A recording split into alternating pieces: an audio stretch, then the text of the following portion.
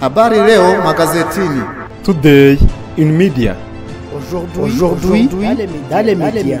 Uyu munsi mu itangazamakuru. Kuva kuwa mbere kugeza kuwa gatanu kuri Primo Media Rwanda.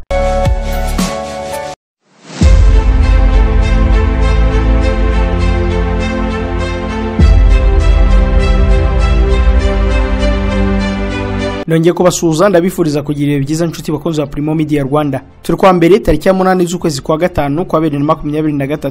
Numwanya tubagezeho amwe makuru yavuzwe mu nyamakuru n'itangazamakuru none ngende Jean de Dieu Karinijabo. Ihuye abagwiriwe n'ikirombe bagishyinguwemo. Dubai Rwamurangwa n'abandi bareganwa bo bagejwe imbere y'urukiko. Mu ruhango umukozi wo mu rugo yishe umukecuru w'imyaka 75 y'amavuko. Naho mu gihugu cy'u Burundi General Rutabandi uyu ni Alain Guillaume Bunyoni yinjijwe muri gereza irinzwe cyane. Iwindokuho Sadek yafashe icyemezo cyo kohereza ingabo zayo mu burasirazuba bwa Repubulika ya Demokarasi ya Kongo zigomba kwahurira n'ingabo zo mu muryango wa East African Community. Bayikaze muri aya makuru duhereye Karongi y'impanuka ikomeye yahitanye abantu batandatu. Toyota minibus yavaga Rubengera igana yahitwa mu Buga yakoze impanuka abantu batandatu barapfa abandi bose bari basigaye barakomereka. Umuvugizi wa polisi y'u Rwanda mu ntara y'Iburengerazuba CIP Mucyo Rukundo yabwikiye amakuru talifa kuri ya mpanuka yatewe n'umuvuduko mwinshi kandi ko shoferi yari yatendetse. Iriya minibus yari irimo abantu 24 batandatu barapfa abandi 19 barakomereka. Shoferi ntiyapfuye ariko ngo yakomeretse bikomeye. Amakuru aravuga ko iyi modoka itwara abagenzi yarenze umuhanda ibwishyura igwa mu manga mu ntera iri hagati ya metero 20 na 25. Aha ni impanuka yabereye hasanzwe hari amakoni bityo umuvuduko ukaba ari wo watumye shoferi adashobora kuringaniza imodoka bituma irenga umuhanda. CIP Mucyo yagize ati polisi irasaba abashoferi kuzirikana ko ubuzima bwabo n'ubwabo batwaye ari ubw'agaciro bakirinda umuvuduko. Abagenzi nabo ntibakwiriye kwemera ko shoferi akora amafuti ngo atendeke babireba. Avuga ko abagenzi bakwiye kwirinda kujya bagenda mu modoka itwawe n'umuntu watendetse kandi babona shoferi ari kwiruka bakamukebura yakanga bagahamagara polisi. Abantu 12 bakomeretse bikabije, batanu boherejwe mu bitaro bya kaminuza ishami rya Kigali CHUK, abandi batanu boherezwa mu bitaro bya gisirikare i Kanombe, naho abandi babiri boherejwe mu bitaro byitiriwe Umwami Faisal. Amakuru aravuga ko hari abandi baturage babiri babonye ukwiriye impanuka yagenze birabahahamura. Kuri ubu bakaba bari kwitabwaho. Batanu mu bapfuye bamenyekanye ni Uwamahoro Genevieve, Abayosifa Sandrine, nyina w'ishyaka Leotali, umucungamari w'ikigo cya Groupe Scolaire cy'Inama utaramenyekana amazina ndetse n'umucuruzi mu Buga witwa Mama Paterne. Naho Rubavu Deogratias Nzabonimpa yagizwe umuyobozi w'akarere w'agateganyo. Ikinyamakuru Kigali Today cyanditse ko akarere ka Rubavu kagiye kuyoborwa by'agateganyo n'aho umuyobozi wungirije ushinzwe iterambere ry'ubukungu Bwana Deogratias Nzabonimpa nyuma yuko wakayoboraga Kambogo Ildefonse yirukanywe n'inama njyanama imuhoye kutubariza inshingano ze. Nzabonimpa yasabye buri mukozi gukora inshingano ze kugira ngo akarere gashobore kugera ku byo gasabwa, harimo gufasha imiryango 2000 yakuwe mu byayo nibiza byabaye tariki ya 2 n'iya 3 z'uku kwezi kwa gatanu. Nzabonimpa yabitangaje nyuma yo guhererekanya ububasha na Kambogo Ildefonse wirukanywe ku mwanya w'ubuyobozi bw'akarere ka Rubavu tariki ya 5 z'uku kwezi nubwo agikomeje kumujyanama mu nama njyanama y'akarere ka Rubavu. Umunyamabanga nshingwabikorwa w'akarere ka Rubavu Ruhamyambuga Olivier mu nama yo guhererekanya ububasha hagati ya Kambogo wirukanywe n'umusimbuye yavuze ko buri mukozi yagombye gukora inshingano ze yirinda kugusha abandi mu makosa kuko bisiga akarere isura mbi.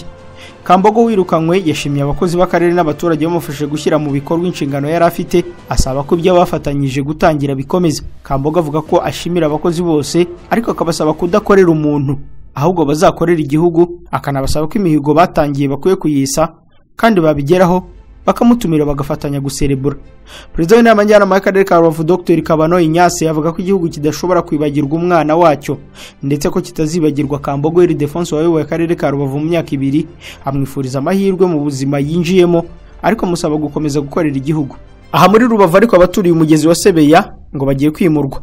Minisiteri y'ibikorwa remezo yatangaje ko abaturiye umugezi wa Sebeya bagiye kwimurwa nyuma yuko bigaragaye ko aha hantu hashyira ubuzima bwabo mu kaga.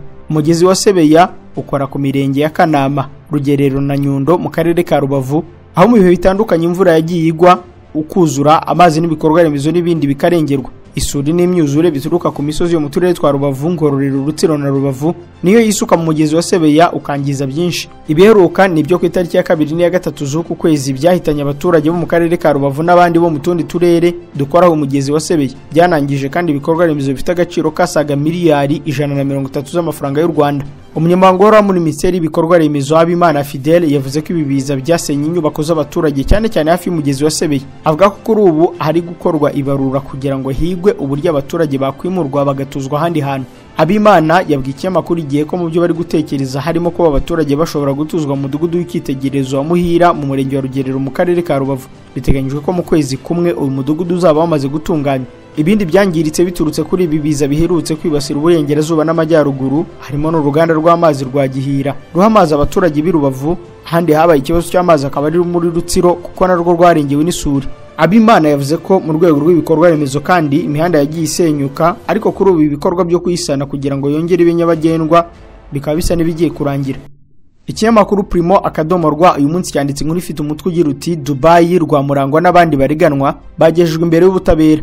Batanu barimo Rwamurangwa Steven wahoze ari meya w'akarere ka Gasabo, Nsabimana Jean uzwi nka Dubai, Nyirabihogo Jean d'Arc, mbere abayiziremo Christian na Bizimana Jean Baptiste bakekwaho uruhare mu iyubakwa ry'umudugudu uzwi nko kwa Dubai, bivugwa ko wasondetswe inzu zikaba zaratangiye kugwa ku bazituyemo, bagejejwe imbere y'urukiko.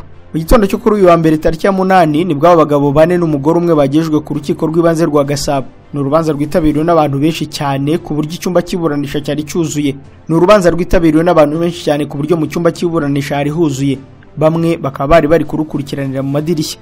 Iperereza ry'ibanze kuri abo uko ari batanu rigaragaza ko bakurikiranywe ibyaha byo kwihesha ikintu cy'undi hakoreshejwe uburiganya no gukoresha ububasha bahabwa n'itegeko mu nyungu zabo bwite. Ikibazo cy'inzu zisondetse zo kwa Dubai cyamenyekanye ubwo Perezida wa Repubulika Paul Kagame yakigarukagaho, ubwo yerekanaga ko habayeho uburangare bw'abayobozi mu kubaka ibintu bituje ubuziranenge, abashinzwe kubikumira barebera. Icyo gihe umujyi wa Kigali wese wimura bari batuye muri uwo mudugudu w'Urukumbuzi ndetse abari bahafite inzu bemererwa kuzisanirwa, ariko igihombo kikazabazwa rwiyemezamirimo Dubai. Umudugudu w'Urukumbuzi Real Estate wubatswemo inzu 114 zaguranwe bakwe zikimara kuzura, izindi zirakodeshwa. Amakuru avuga ko zagurwaga hagati ya miliyoni 17 na 25 z'amafaranga y'u Rwanda. Ihuyeho abagwiriwe n'ikirombe bagishyinguwemo. Nyuma yuko hemejwe ihagarikwa ry'imirimo gukomeza gushakisha abagwiriwe n'ikirombe kigahana mu murenge wa Kinazi mu karere ka Huye, igice cyarimo umwobo abakijyagamo bamanukiragamo cyashyizweho imisaraba n'indabyo nk'ikimenyetso cy'uko bashyinguwe. Uyu muhango witabiriwe na Guverineri w'Intara y'Amajyepfo Kayitesi Alice, ubuyobozi bw'akarere ka Huye ndetse n'ababuriye ababo muri iki kirombe, kimwe n'abavandimwe n'inshuti ndetse n'abaturanyi. Umwe mu baburiye ababo muri iki kirombe avuga ko muri uyu muhango Guverineri Kayitesi yashimiye abaturage babaye hafi imiryango yabuze ababo, ko ubuyobozi buzakomeza kubaba hafi kandi ko bagiye kuhatunganya bakazajya bahibukira. Ubundi iki kirombe giherereye mu mudugudu wa Gasaka, cyagwiriye abantu 6 ku manywa y'itariki ya 19 z'ukwa kane muri uyu mwaka. Imirimo yo gucukura bashakishwa ihita itangira, ariko ikomeza kugenda ikomwa mu nkokora n'imvura yagiye igwa ituma ubutaka bworoha, kuko hagerwaga ku mwobo bizeye ko abantu bawumanukiyemo babageraho, ariko igitaka kigatibuka kigatwikira wa mwobo. Kuwa gatandatu tariki ya 6 z'uku kwezi, umunyamabanga wa leta muri Minisiteri y'Ubutegetsi bw'Igihugu Assumpta Ingabire yahuye n'imiryango y'ababuze ababo, banzura ko gukomeza gucukura byahagarara. Icyo gihe umuvugizi wungirije wa guverinoma y'u Rwanda Alain Mukurarinda yahise yandika kuri Twitter ati nyuma y'iminsi 16 abo bantu bamaze bashakishwa, amahirwe yo kuba bakiriho ntayo, kandi no gukomeza gucukura aho bageze muri metero 70 mu bujyakuzimu birimo no kwangiza ibidukikije. Byatumye ubuyobozi ku bufatanye n'ababuriye ababo muri iyo mpanuka bafata icyemezo cyo kubashyingura. Nabyo rero byakozwe kuri uyu munsi. Tuvihuye tujye mu Ruhango aho umukozi wo mu rugo yishe umukecuru w'imyaka 75 y'amavuko. Ikinyamakuru Primo akadomorwa cyanditse ko amakuru aturuka mu karere ka Ruhango mu murenge wa Kabagari mu kagari ka Rwoga mu mudugudu wa Rusebeya yemeza ko urwego rushinzwe kugenza ibyaha mu Rwanda ku bufatanye n'abaturage n'izindi nzego z'umutekano bari gushakisha umusore witwa Dusabimana Emmanuel. Aya akaba ari amazina yanditse mu gitabo cy'umudugudu kuko nta kimuranga yari afite. Wari umukozi wo mu rugo rwa Mukarugomwa Josephine imyaka 75 y'amavuko na Nzabonimana Yohani wa 78 y'amavuko. Uyu mukozi wakoraga akazi ko kuragira amatungo akagafatanya n'akandi kazi ko mu rugo ngo yari amaze ibyumweru 2 wamuzanye, akaba akomoka mu karere ka Karongi. Bivugwa ko kandi yavutse mu 2007. Muzehe Yohani Nzabonimana yabwiye Primo akadomorwa ko kuri iki cyumweru yavuye gusenga asiga uwo mukozi na nyirabuja mu rugo, agarutse nka saa 6 afata ifunguro ahita yigira mu gasantere kunywa agacupa. Kuri ako gasantere ngo yahuriye na wa mukozi ari mu kabari ariko ntiyabyitaho. Yaje gutaha ni saa 11 z'umugoroba ari kumwe n'undi musaza mugenzi we, ari nabwo yasanganiwe n'iyi nkuru mbi y'urupfu rw'umugore we. Ati nageze ku marembo nsanga harakinze, ntegereza unkingurira ndaheba, mba ndimo kwiganirira na mugenzi wanjye. Nyuma gato binyanze mu nda ndahamagara ariko nabwo ntiyagira unkingurira. Bitanegera imbere gato nsanga ingufuri yo kwirembo irimo ibiti. yongeyeho ko yahise ashaka inyundo akica iyo ngufuri maze yagera mu nzu agasanga umukecuru agaramye afite ibisebe mu maso kandi bigaragara ko yariwe inzara, agakeka ko yabanje kumuniga. Nzabonimana yahise atabaza abaturanyi, batabaza inzego z'umutekano, batangira gushakisha ukekwa. Gasasira François Regis, umunyamabanga nshingwabikorwa w'umurenge wa Kabagari, yavuze ko ibimenyetso by'ibanze bigaragaza ko uyu mukecuru yishwe kuko ngo yari afite ibikomere mu musaya. Kugeza ubu uyu musore ngo aracyashakishwa. Uretse kuba umukecuru yishwe, uyu mukozi ngo akekwaho kuba yibye n'amafaranga agera ku 160 y'u Rwanda nk'uko nyir'urugo yabibwiye Primo.rw. Yanibye kandi telefone y'uyu mukecuru n'imyambaro imwe yashebuje. Hari amakuru yavuzwe na bamwe mu baturanyi b'uyu muryango ko uyu musore ashobora kuba atakoze iki cyaha akekwaho wenyine, bikavugwa ko ashobora kuba yabaye icyitso cy'abandi nubwo ibi byakwemezwa nyuma y'iperereza. Mu makuru avugwa hanze y'u Rwanda, umujenerali uruta abandi mu Burundi yinjijwe muri gereza irinzwe cyane. Ni inkuru y'ikinyamakuru Umuseke cyanditse ko Alain Guillaume Bunyoni wahoze ari general ukomeye mu butegetsi bwa Petero Nkurunziza akaba na minisitiri w'intebe ku butegetsi bwa Evariste Ndayishimiye yinjijwe muri gereza ya Ngozi iri mu zirinzwe cyane mu Burundi. Tariki ya 8 z'uku kwezi, no kuvuga kuri uyu wa mbere, igihangange general Alain Guillaume Bunyoni yagejejwe ku biro by'umushinjacyaha mukuru w'Ibujumbura yambaye impuzankano y'imfungwa z'u Burundi. Kuri parike nkuru y'igihugu umutekano wari wakajijwe, nta muntu wari wemerewe kwinjira cyangwa gusohoka. General Bunyoni yitabye ubushinjacyaha bukuru bw'u Burundi yambaye ipantaro y'icyatsi n'ishati bisa n'amapingu ku maboko. Abapolisi bato babiri impande ye bagaragaye bamusunika ubwo yashakaga kuvugana n'abari hafi, aho umuryango we bemerewe kuvugana nawe by'agahe gato, gusa batunguwe no guhezwa ubwo yajyaga guhatwa ibibazo ku byaha ashinjwa. Bunyoni ashinjwa ibyaha birimo kunyereza umutungo w'igihugu no kubangamira umutekano w'u Burundi. Ntiyemeye cyangwa ngo ahakane ibyo aregwa. Nyuma yo guhatwa ibibazo, hari itsinda ry'abari biteze ko ahita arekurwa, ariko bakubiswe n'inkuba itagira amazi ubwo hemezwaga ko agiye gufungirwa muri gereza nta yandi mananiza. Acungiwe umutekano mu buryo bukomeye, General Bunyoni wahoze avuga rikijyana yahise azamurwa muri gereza ya Ngozi iri mu majyaruguru y'u Burundi. Hari amakuru avuga ko yabanje kunyuzwa ku biro by'ukuriye gereza ya Ngozi mbere yo gufungurirwa amarembo yinjira muri gereza nyirizina. Mu cyumweru gishize nibwo abahuriye kuri dosiye imwe na Bunyoni boherejwe muri gereza zitandukanye mu Burundi. Tariki ya 21 z'ukwezi gushize kwa kane nibwo General Bunyoni yafatiwe ahitwa Nyamuzi mu gace kitwa Mubone muri komine ya Kabezi mu ntara ya Bujumbura aho yari yihishe. SADC yafashe icyemezo cyo kohereza ingabo zayo mu burasirazuba bwa Kongo.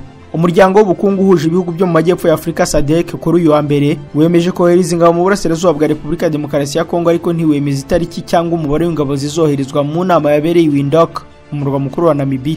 SADC yemeje kohereza ingabo mu rwego rwo gushyigikira Repubulika ya Demokarasi ya Kongo kugarura amahoro n'umutekano mu burasirazuba bw'iki gihugu, nk'uko uyu muryango wabitangaje mu itangazo rigenewe abanyamakuru ryasomwe nyuma y'umunsi w'ibiganiro. Ni inama yafunguwe na Perezida wa Namibia Geinobe Hege, yahuje Perezida wa Afurika y'Epfo Cyril Ramaphosa, wa Repubulika ya Demokarasi ya Kongo Felix Tshisekedi na Perezida wa Tanzania Samia Suluhu Hassan ndetse n'uwa Angola, Malawi na Zambia. Byari bihagarariwe na Minisitiri w'Ububanyi n'Amahanga nk'uko inkuru y'Ijwi ry'Amerika ibivuga. Iri tangazo rigira riti iyi nama yagaragaje impungenge zikomeye z'uko umutekano uhagaze no kwangirika kwawo mu burasirazuba bwa Kongo, kandi wongeye kwamagana byimaze y'amakimbirane n'ibikorwa by'imitwe yitwaje intwaro harimo n'inyeshyamba za M23.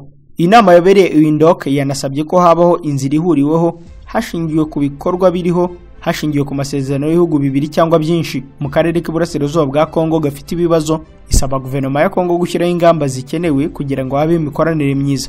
Imitwe myinshi yitwaje intwaro yibasiye uburasirazuba bwa Repubulika ya Demokarasi ya Kongo mu myaka ibarirwa muri za mirongo, imyinshi muri yo ni umurage w'intambara zo mu karere zadutse mu 1990 kugeza mu 2000. Mu ntara Kivu y'Amajyaruguru umutwe wa M23 wafashe uduce twinshi kuva mu kwezi kwa 11 kwa 2021 mbere yo kutuvamo ku rugero rwa 80%, nk'uko byemezwa n'ingabo za East Africa ziri muri icyo gihugu mu rwego rwo kubahiriza ibyasabwe mu nama ya Rwanda mu kwa 7 kwa 2022. Dusoreze ku nkuru ivuga ko Perezida wa Zanzibar yagaragaje impungenge z'uko ishyaka CCM Chama cha Mapinduzi rishobora gucikamo ibice. Umuyobozi wungirije w'ishyaka Chama cha Mapinduzi akaba na Perezida wa Zanzibar Dr. Hussein Mwinyi yaburiye ko muri iri shyaka hashobora kuvuka amacakubiri no gucikamo ibice, ahamagarira abayoboke kwishyira hamwe kugira ngo ishyaka rikomeze gukomera. Yabitangaje ubwo yagezaga ijambo ku bakada b'ishyaka baturutse mu nzego zitandukanye mu nama yabereye ahitwa Piccadilly mu karere ka West B mu burengerazuba bwa Zanzibar. Nk'uko Perezida Mwinyi yabitangaza ngo mu matora yose havuka amatsinda atandukanye afite intego y'inyungu zitandukanye, akavuga ko igihe kigeze cyo gusenya imitwe itandukanye yo kwishyira hamwe kw'ishyaka. Mu minsi yashize nk'uko inkuru ya The Citizen ikomeza ibivuga, bamwe mu bakada banenze ku mugaragaro politike zimwe na zimwe z'ubukungu zashyizwe imbere na Dr. Mwinyi, bavuga ko bishobora kuzarangira bashenguwe imitima. Dr Mwinyi yasabye ababishinzwe hakurikije umwanya bafite mu ishyaka gukora imirimo bashinzwe no gushaka abayoboke bashya kugira ngo ishyaka rikomeze gukomera. Nshuti bakunzi wa Primo Media Rwanda, ni no kuri inkuru yo muri Tanzania na Zanzibar dusoreje amakuru ya none tariki ya 8 z'ukwezi kwa gatanu kwa 2023. Nge ni Jean Ludier Kanijabo, ndabashimiye ko barimo yakurikiye. Ndabararikira kureba izindi video z'ikuru rubuga mugira amahoro y'Imana. Habari leo magazetini. Today in media. Aujourd'hui dans les médias. Uyu munsi mu itangazamakuru. Kuva kuwa mbere kugeza kuwa gatanu kuri Primo Media Rwanda.